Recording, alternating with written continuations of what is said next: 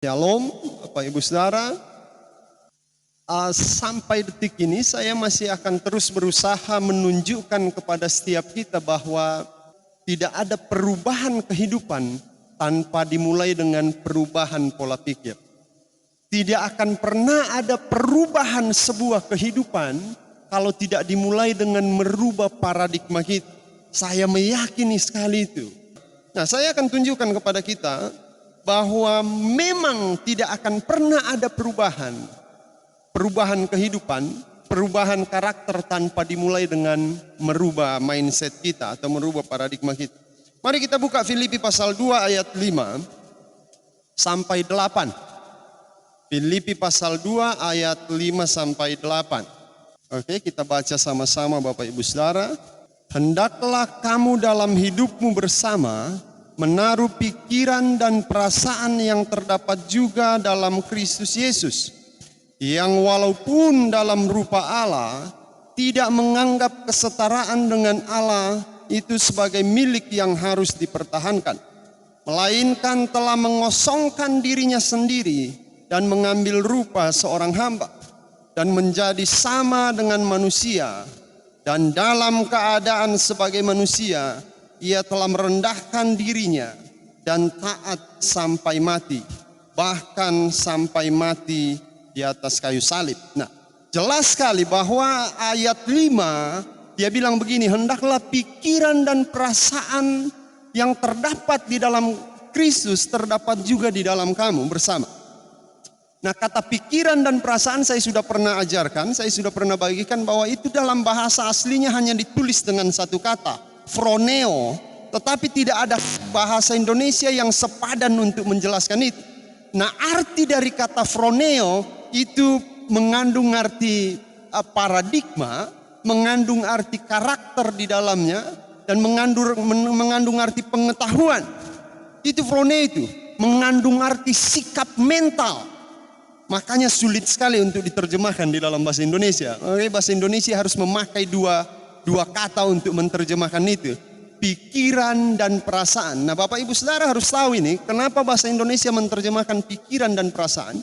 Karena waktu pikiran dan perasaan kita nyambung, itulah yang disebut paradigma.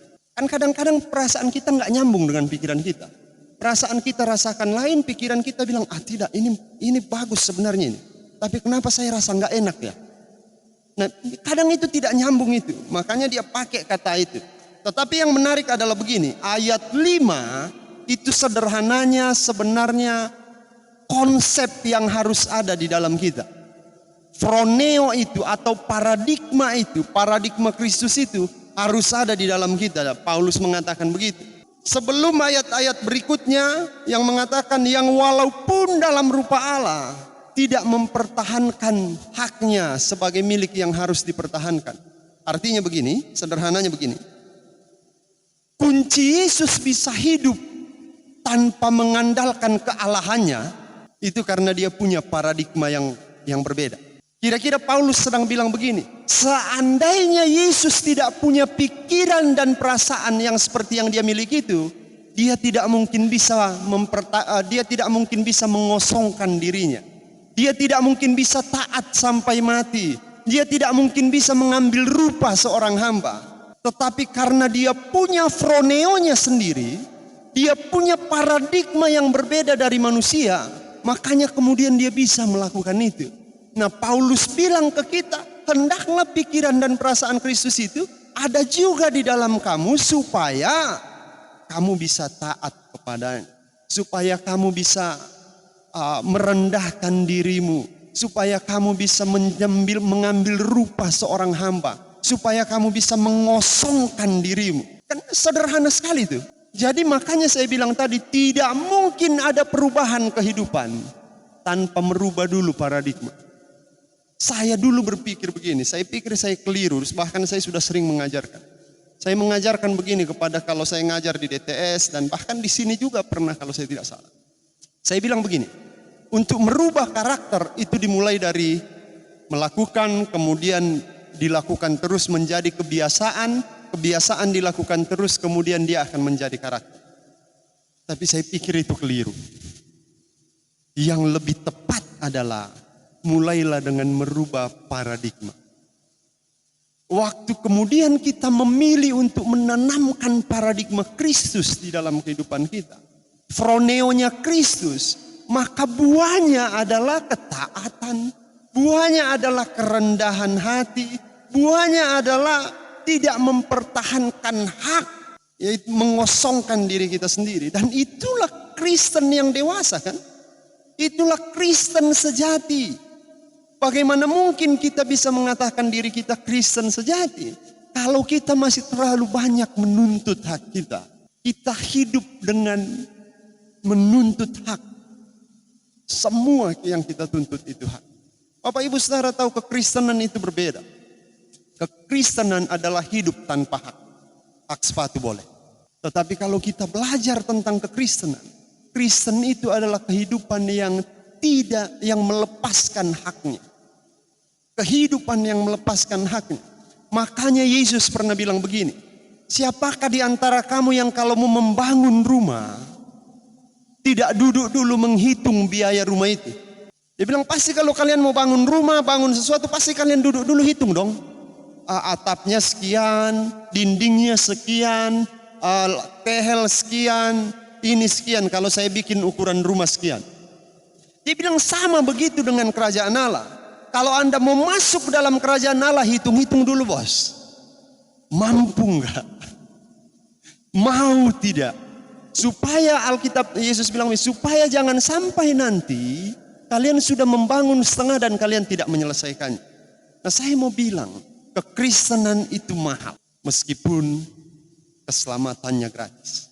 Menjadi Kristen itu adalah mengorbankan seluruh yang ada di dalam kehidupan kita. Itu jelas itu.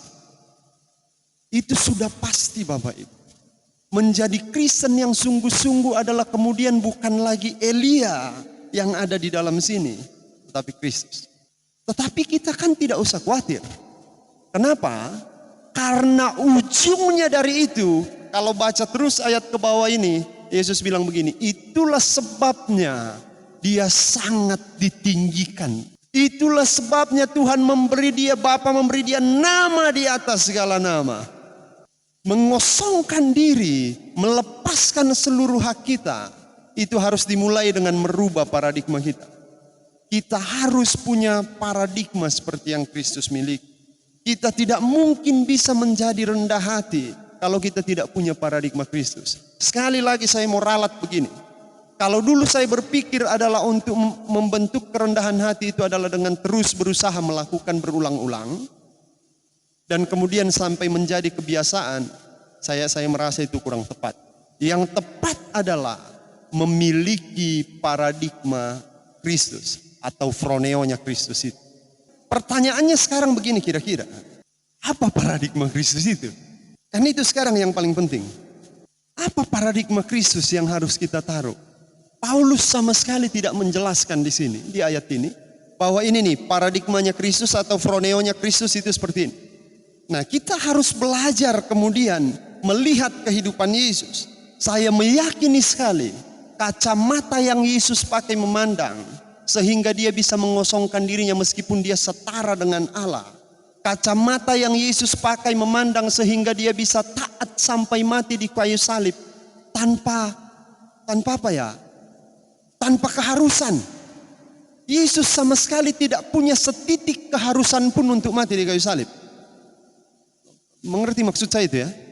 Dia tidak harus loh. Enggak harus Yesus. Kita enggak pernah kasih dia apa-apa untuk dia bisa, untuk dia bilang, oh ya karena kamu dulu pernah sembah saya akan mati buat kau. Tidak.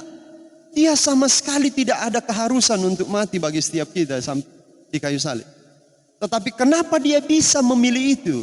Karena paradigmanya. Nah paradigmanya itu saya yakin ini.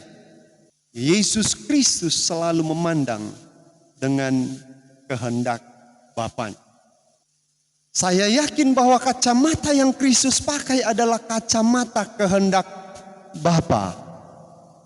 Makanya kalau kita baca di dalam Injil, Yesus selalu bilang begini, saya tidak datang karena kehendakku sendiri, tetapi kehendak Bapa.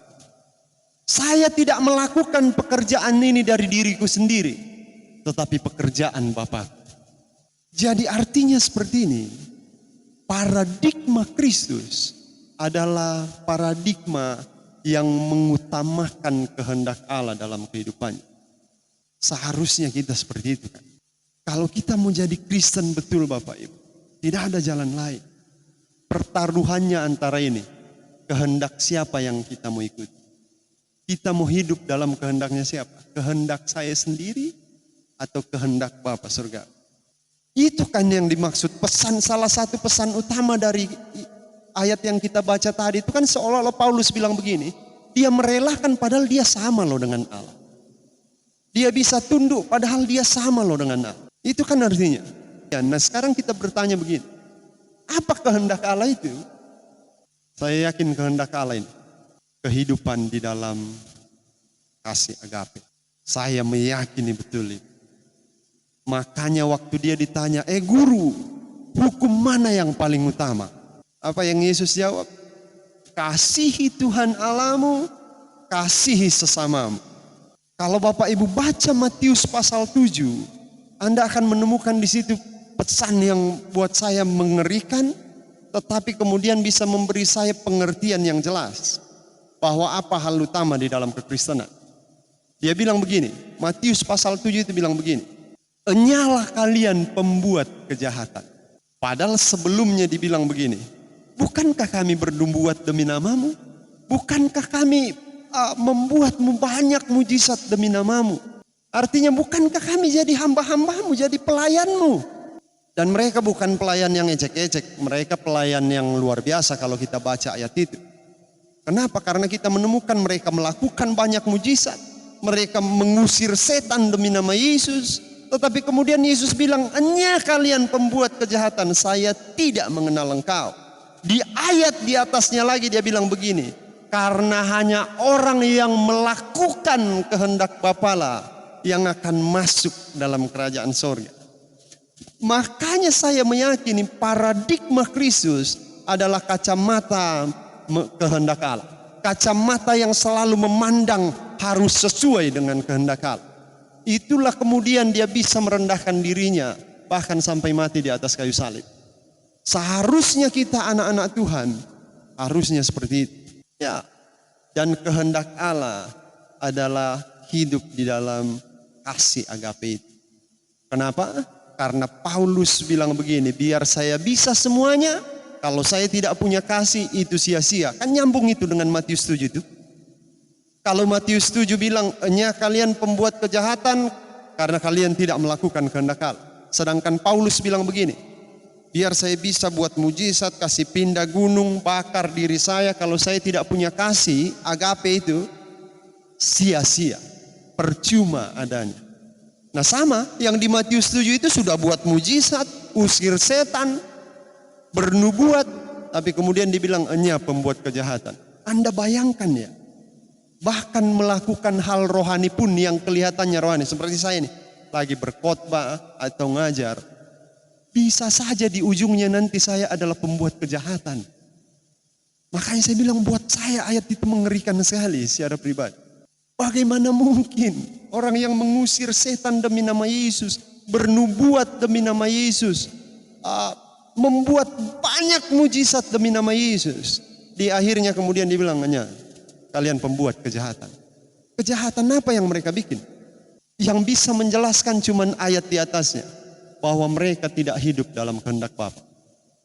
Yang artinya mereka tidak memiliki kacamata yang Yesus pakai, kacamata yang mengutamakan kehendak Allah. Kita tidak bisa mengharapkan perubahan kehidupan tanpa memulainya dengan menanamkan paradigma Kristus di dalam kehidupan kita. Apa paradigma Kristus itu? Kasih agape. Amin.